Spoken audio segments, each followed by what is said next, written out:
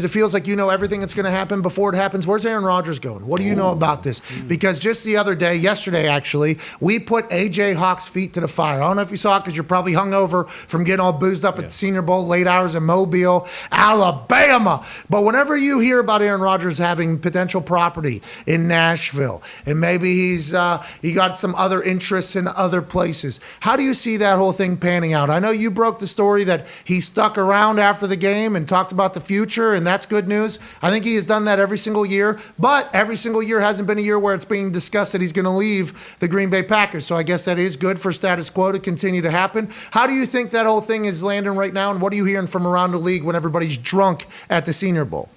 Yeah, the Nashville thing was interesting because, you know, if he's buying a house, like first of all, he's 38 years old, so buying a house after he leaves Green Bay and retires, or whenever he's done with the NFL, whichever team he's playing for, that makes sense. Sounds like Nashville is quite a hot place to live. And I know that because when I was down there for the draft, and I basically called my wife and said, this is the greatest place ever, we should move here. And she started looking at real estate, and oh my God, she wanted to move there yesterday. But it didn't happen. So Nashville makes a lot of sense. NFL Network, can you pay this fucking guy? One time. I mean, geez. No, I'm just, anyway. Nashville's a lovely place. You walk around, there's music coming out of the bars, yes, and everyone's drinking. I mean, they have a lot of bachelor parties there, it seems, which is not really for me, but some people like that kind of thing. Sure. I don't know that has any material influence on anything as far as where he plays. Like, I guess it is possible that he asked for a trade. It is possible, and I honestly do not know what he's going to do. I look around and I look at the various situations around the league, and there's not that many that are better for him than Green Bay. Like, I know they lost this year and that sucked, but like they had a good team and they really have a great personnel situation, assuming Devontae comes back, and they'll probably tag him. So he could look around. I mean, Denver would be good, for instance, but he really does have a great situation in Green Bay. Okay, you don't have to try to sell him through our show on what he should be doing. Let's just talk about things that could happen, because maybe it's not just about the situation. Maybe it's like, you know, I actually do want to go experience something different. This has been like this for so long. I feel like I've done a lot for these people. Not that they haven't done a lot for me, but maybe I want to go elsewhere. What are some places you think that would be in there? Everywhere, right? Carolina, Denver, Indianapolis. Would Tennessee be on the list for that? Would the Steelers be on the list for that? Would Tampa be on the list for that? Like, there's a lot of quarterback needed teams, right? And Jimmy G's going to be out there now, we're hearing. All right, so let's go through them. So Saints? The Steelers are obviously a team that needs a quarterback. It would be very un-Steeler-like to trade a lot of draft capital for a quarterback. Not impossible. It just would be against everything they've done. And Kevin Colbert is an outgoing GM, and his mission is to find the next Roethlisberger, to find their franchise quarterback. So I would be a little surprised if they did it. The Titans could do it.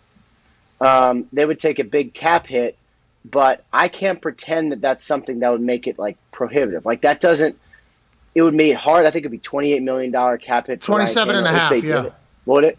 Yeah, 27 and a half. I think we have a full graphic actually. Yeah, there it is. There you go. So they could do it. And like, baby dirty. I remember thinking last year that the Rams could never trade Goff because the cap hit was too bad.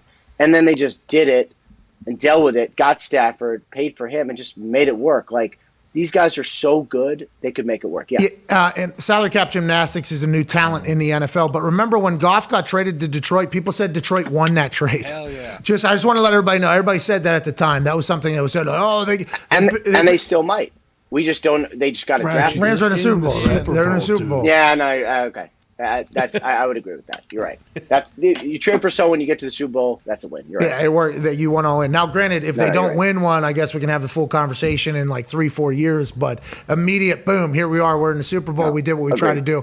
But the $27.5 million, all those teams that were up on that graphic there, are those most? And I guess the Panthers could be added in there as well. Is there any teams that we're not thinking about, maybe that are in the quarterback market? Maybe not just for Aaron, but for Jimmy G or Russ, or if Deshaun, who has a lot that has to happen off the field, obviously get figured out. Is there more than we think or project? Yes, a couple you missed there. The Saints are going to be in for a quarterback, and I would think they would swing pretty big. They always kind of swing big. $71 million over the cap. Eric Bieniemy is interviewing with them, today or tomorrow? There's $71 million over the cap. That doesn't matter. I mean, it matters, but everything cap's a joke.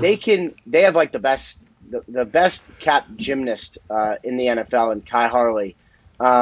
They could manage it. They've been managing it for years. They'll push into the future. They have the Saints, if they want to swing big for a quarterback, could definitely do it. The Bucks have some options because they could just, they could stay home and not sign a quarterback, or they could sign Aaron Rodgers or anything in between. I mean, one thing that they've shown is that they are a good destination for a veteran quarterback who might want to come in and win the Super Bowl. I mean, they are a ready-made team. So I think those two. I don't think the Texans would be a big free agent quarterback destination. They have some questions, but I don't think they. So I think it's really just the Saints and then the Bucks and the Panthers and the Panthers.